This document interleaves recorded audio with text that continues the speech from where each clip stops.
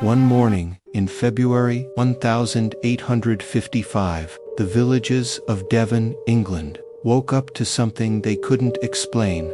Overnight, a heavy snowstorm had blanketed the fields, the roads, the rooftops, and in that fresh, undisturbed snow, there were tracks, not from a dog, not from a fox, not from anything anyone had ever seen before. The prints stretched for miles, across open fields, up and over rooftops, through locked gardens, and somehow, impossibly, from one bank of a wide river to the other. No one saw what made them. No one heard a sound. The locals had only one name for whatever had passed through their villages that night: the devil.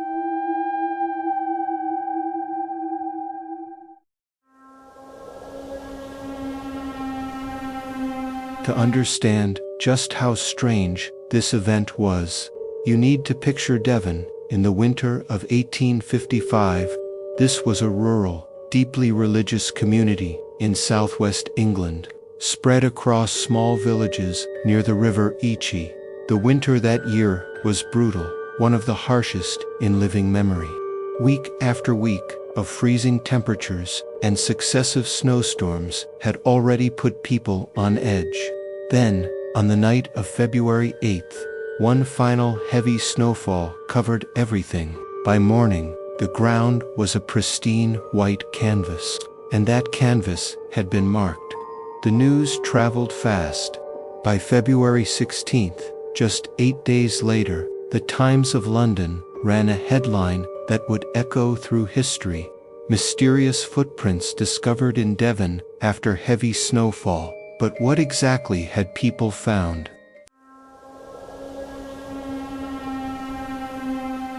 Witnesses who examined the tracks up close described them with remarkable consistency. Each print was roughly 4 inches long and 3 inches wide, small, almost hoof-like, with a cleft or split down the middle, similar to the shape left by a cloven hoof, the kind of hoof you'd find on a goat.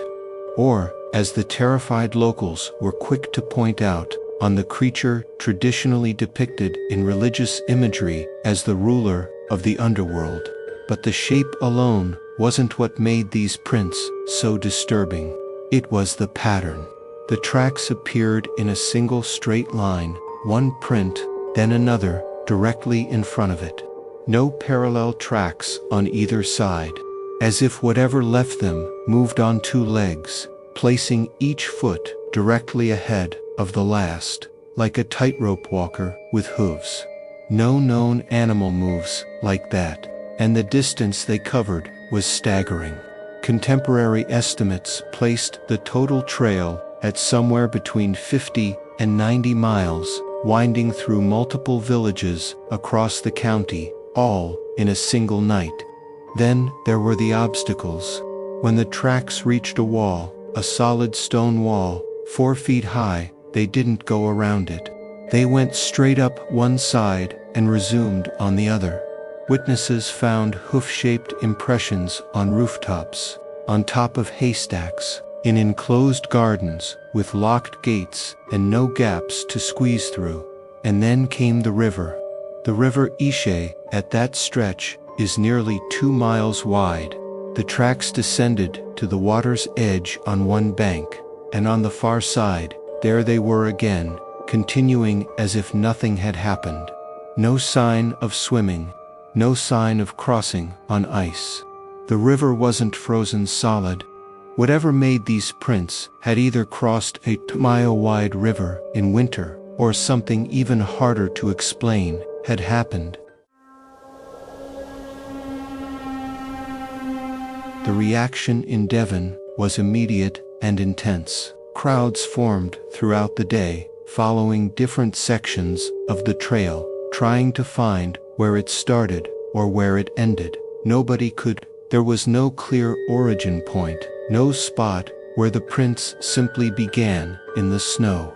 There was no end point either. They seemed to simply appear, continue for miles, and vanish. Locals reported that the tracks led right up to the front doors of several homes, and then turned and walked away. Families said they had heard nothing in the night. Church leaders were drawn into the panic. One vicar, Reverend Musgrove, of a local Devon parish, addressed his frightened congregation directly, trying to calm what was becoming genuine mass hysteria. He suggested, somewhat desperately, that escaped kangaroos might be responsible, claiming two had fled from a private collection in the area. Years later, Reverend Musgrove admitted he had invented the kangaroo story entirely. He'd made it up on the spot to give his congregation any explanation that wasn't supernatural. It didn't work. For weeks, people in Devon refused to go out after dark. Families locked their doors and windows. Men carried weapons or religious symbols. Children were kept inside.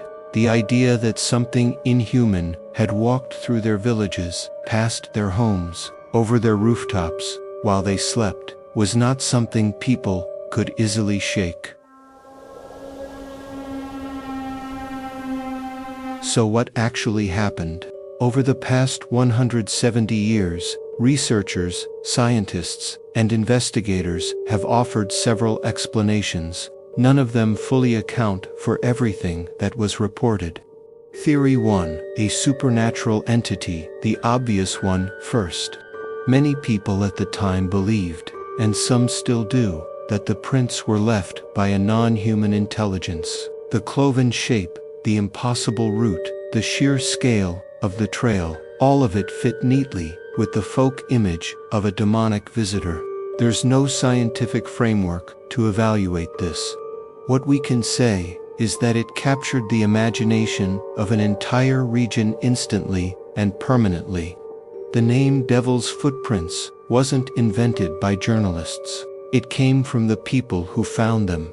Theory 2, animals, the most scientifically credible category of explanation, involves animals, but narrowing it down is where things get complicated.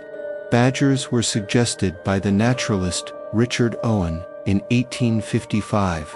Badgers are flat-footed like humans, which makes their prints larger and more unusual than people expect. However, badgers have 4 legs and don't move in straight lines. They don't climb walls. Owen's own explanation required dozens of badgers to have been active simultaneously, which doesn't account for the single-line pattern. Otters were proposed to, given the river crossing, but otter tracks look nothing like cloven hoofprints. Field mice and small rodents were another suggestion. Animals that hop across snow can leave a compressed double print that, at the right angle or scale, might resemble a small cloven mark.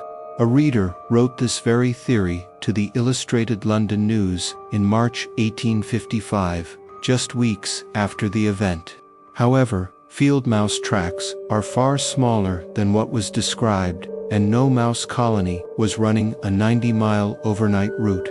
The animal theory works best as a partial explanation, perhaps many different animals, in many different locations, left tracks that were then stitched together by a frightened community into one continuous supernatural trail.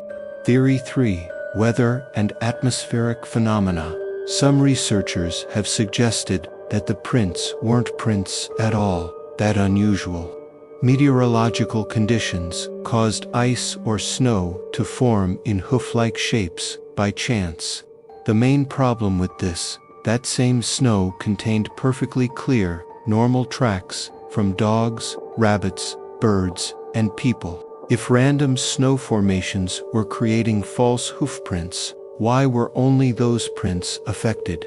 Why were all the others normal? This theory has never gained much traction among serious investigators. Theory for a runaway balloon. This one came from a writer named Geoffrey Household in the 20th century. His theory, an experimental military or meteorological balloon, had broken free from a naval airfield and drifted overnight across Devon, dragging a rope or chain with a shackle at the end. As the balloon rose and fell on wind currents, the shackle would have struck the snow in a regular, repeating pattern, potentially leaving elongated impressions that could be mistaken for hoofprints. This would also explain how the trail appeared on rooftops and on both sides of a wide river. A balloon doesn't need to walk through water. It's genuinely clever. But critics point out that a drifting balloon dragging a chain across 90 miles of Devon countryside would have eventually tangled in trees, chimneys, or power lines, and the prints described were too consistent in shape and spacing for a swinging rope end in variable wind conditions. Possible, unproven. Theory 5. Fabrication, exaggeration, or collective panic. The final major theory doesn't require any single cause.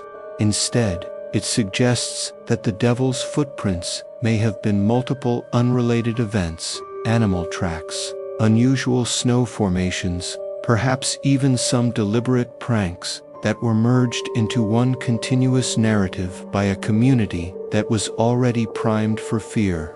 When people heard that mysterious tracks had been found in the next village, they may have looked at any unusual mark in their own snow and assumed it was part of the same trail. Frightened people see patterns.